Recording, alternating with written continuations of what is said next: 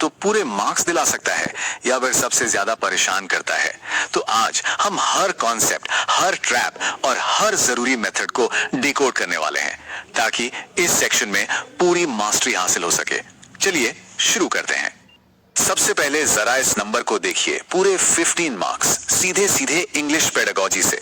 लेकिन ज्यादातर स्टूडेंट्स यहीं पर चूक जाते हैं। सवाल यह है कि आखिर ऐसा क्यों होता है। आज के इस विश्लेषण में हम इसी क्यों का जवाब ढूंढेंगे और हर मुश्किल को एकदम आसान बनाएंगे। तो सवाल उठता है, पेडागोजी में मास्टरी करें तो करें कैसे। देखिए, शुरुआत होती है भाषा के नेचर को, उसकी प्रकृति को समझने से। आखिर हम जो पढ़ाने जा रहे हैं, अगर उसे ही ठीक से नहीं समझेंगे तो पढ़ाएंगे कैसे। तो भाषा असल में है क्या।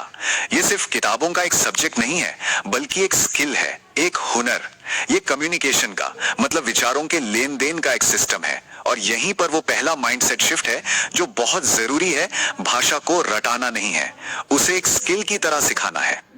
चलिए अब समझते हैं इंग्लिश के स्टेटस को भारत में, जो अक्सर कंफ्यूज करता है। कॉन्स्टिट्यूशन के हिसाब से ये एक एसोसिएट ऑफिशियल लैंग्वेज है। आम बोलचाल में हम इसे सेकंड लैंग्वेज मानते हैं और हमारे देश जैसे मल्टीलिंगुअल कॉन्टेक्स्ट में ये एक ग्लोबल लैंग्वेज का काम करती है। तो कॉन्टेक्स्ट बदलते ही इसका रोल भी बदल जाता है। अच्छा, अब ये स्लाइड इसे बहुत ध्यान से समझिए, क्योंकि यहीं पर सीटेट का सबसे बड़ा ट्रैप छिपा है। भाषा सीखने के दो तरीके हैं, एक्विजिशन और लर्निंग। एक्विजिशन यानी अर्जन एक नेचुरल प्रोसेस है जो सबकॉन्शियस में होता है, जैसे कोई बच्चा अपनी माँ बोली सीखता है। वहीं लर्निंग यानी अधिगम एक कॉन्शियस प्रोसेस है जिसमें एफर्ट्स और रूल्स की जरूरत होती है, जैसे हम स्कूल में इंग्लिश सीखते हैं। इन दोनों के बीच के फर्क को ना समझना ही सबसे बड़ी गलती है। मशहूर लिंग्विस्ट नोम चॉम्स्की की एक बहुत फेमस थ्योरी है। उनका मानना था कि हम सब भाषा सीखने की एक इनबॉर्न एबिलिटी मतलब जन्मजात क्षमता के साथ पैदा होते हैं। उन्होंने कहा कि हमारे दिमाग में एक तरह का लैंग्वेज एक्विजिशन डिवाइस या LAD फिट होता है। ये एक दिमागी टूल है जो हमें किसी भी भाषा के बेसिक ग्रामर को नेचुरली समझने में हेल्प करता है। मतलब भाषा सीखना हमारे नेचर का हिस्सा है।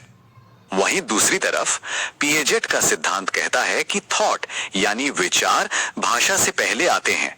उनका मानना था कि हम पहले अपने एक्सपीरियंस से दुनिया को समझते हैं, कॉन्सेप्ट्स बनाते हैं और फिर उन कॉन्सेप्ट्स को नाम देने के लिए भाषा सीखते हैं। मतलब एक्सपीरियंस पहले, भाषा बाद में। तो अब बात करते हैं भाषा के उन 4 कोर स्किल्स की, जिन्हें हम सब LSRW फ्रेमवर्क के नाम से जानते हैं। ये लैंग्वेज टीचिंग की नींव हैं। सबसे जरूरी बात है इनका सही क्रम, इनका नेचुरल ऑर्डर। पहले लिसनिंग, फिर स्पीकिंग, उसके बाद रीडिंग और आखिर में राइटिंग। ये वही क्रम है जैसे एक बच्चा भाषा सीखता है। और हाँ, ये जो क्रम है ना LSRW, ये सीधा सीधा एग्जाम में पूछा जाने वाला एक और ट्रैप है, इसे भूलना नहीं है। तो लिसनिंग स्किल कैसे डेवलप होगी। सीधी सी बात है, क्लास में कहानियों, ऑडियो क्लिप्स और बातचीत का माहौल बनाकर। जब बच्चे ध्यान से भाषा को सुनते हैं तभी तो उसे एब्जॉर्ब कर पाते हैं। ये लैंग्वेज सीखने का पहला और सबसे जरूरी इनपुट है। स्पीकिंग स्किल, जो कि पहली प्रोडक्टिव स्किल है, वो रोल प्ले और ग्रुप डिस्कशन जैसी एक्टिविटीज से बेहतर होती है। मकसद सिर्फ इतना है कि बच्चों को बिना डरे रियल लाइफ में लैंग्वेज यूज करने का मौका मिले। रीडिंग के भी कई टाइप्स हैं। स्किमिंग मतलब मेन आइडिया जानने के लिए तेजी से पढ़ना। स्कैनिंग मतलब कोई खास इंफॉर्मेशन ढूंढना। इंटेंसिव रीडिंग मतलब डीप अंडरस्टैंडिंग के लिए पढ़ना।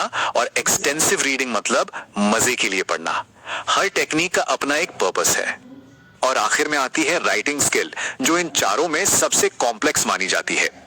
इसे क्रिएटिव राइटिंग और पीयर रिव्यू मतलब साथियों से फीडबैक लेने जैसी एक्टिविटीज से डेवलप किया जा सकता है, ताकि बच्चे अपने थॉट्स को सही ढंग से लिखना सीखें। ठीक है, तो हमने ये तो समझ लिया कि क्या सिखाना है, मतलब स्किल्स। पर अब सवाल आता है कैसे सिखाना है। चलिए अब भाषा सिखाने के अलग अलग मेथड्स को समझते हैं। ये एक टीचर के टूल किट की तरह हैं। वैसे तो लैंग्वेज टीचिंग के कई तरीके हैं, लेकिन हम 4 सबसे मेन मेथड्स पर फोकस करेंगे। Direct method, grammar translation method, communicative approach और ऑडियो लिंगुअल मेथड। चलिए एक एक करके इन्हें समझते हैं। डायरेक्ट मेथड, जैसा कि नाम से ही पता चल रहा है, इसमें टारगेट लैंग्वेज यानी इंग्लिश को सीधे इंग्लिश में ही सिखाया जाता है। इसमें मातृभाषा का इस्तेमाल बिल्कुल मना होता है। इसका पूरा फोकस रियल कॉन्वर्सेशन और लिसनिंग पर होता है। यह है वो सबसे पुराना ट्रेडिशनल तरीका जिसमें हर चीज को मातृभाषा में ट्रांसलेट किया जाता है। इसका फोकस ग्रामर के रूल्स रटने और रीडिंग पर होता है। और याद रखिए, सीटेट के लिए ये एक बिग नो है, एक नेगेटिव टैग वाला मेथड, क्योंकि ये स्पीकिंग स्किल को पूरी तरह इग्नोर कर देता है। और अब आता है aha moment, the best method for CTET, communicative approach. इसका मेन गोल ही कम्युनिकेशन है, बातचीत करना। इसमें ग्रामेटिकल एक्यूरेसी से ज्यादा जरूरी है मीनिंग और फ्लुएंसी, मतलब अपनी बात कह पाना। सीटेट के लिए ये सबसे बेस्ट और पॉजिटिव मेथड है। सिर्फ सही मेथड चुन लेना ही काफी नहीं होता, सीखने का माहौल कैसा है ये भी उतना ही जरूरी है। तो चलिए देखते हैं कि एक मॉडर्न क्लासरूम में टीचर का रोल और क्लासरूम का एनवायरनमेंट कैसा होना चाहिए। आज का टीचर एक डिक्टेटर नहीं, वो जमाना गया जो सिर्फ हुक्म दे।